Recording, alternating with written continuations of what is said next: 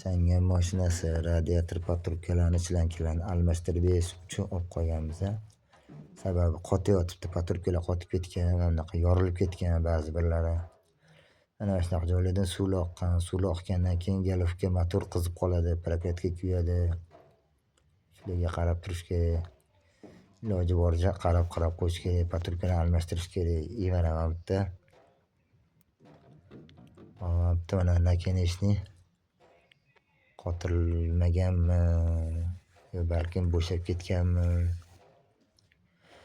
Endi splinter bo'lsa, splinter turibdi, bo'shab ketgan desa, nima bo'lishi mumkin?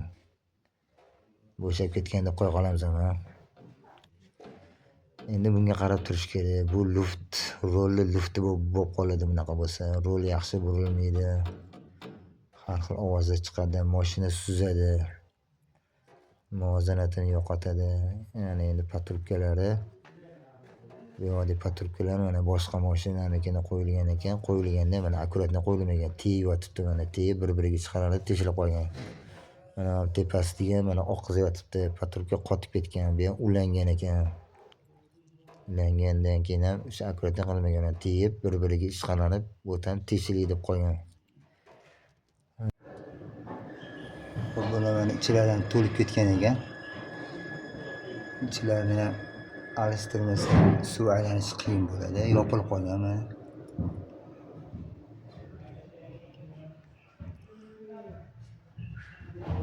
Suv trubkalari chirib, kanallari kichkina bo'lib, ba'zi bo'linib ham ketgan. Suv yaxshi aylanmaydi bunaqada. Hammasini yechib, yangi trubka qo'yib beramiz. O'ziniki, o'zining teshigi katta bo'ladi, silliq bo'ladi. Suv tezroq yuradi.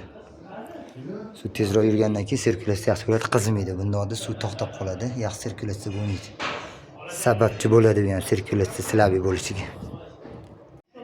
Hop, mana o'zi trubkasini yechib oldik. Hammasi deyarli 20-30% yopilib qolgan. Hammasi chirib toza turibdi, bu vakuum. Mana pechkalarniki hammasi yopilib qolgan. Hop, patrubkaga olib qo'ygan changan mashinamiz xudo xolisa bitta.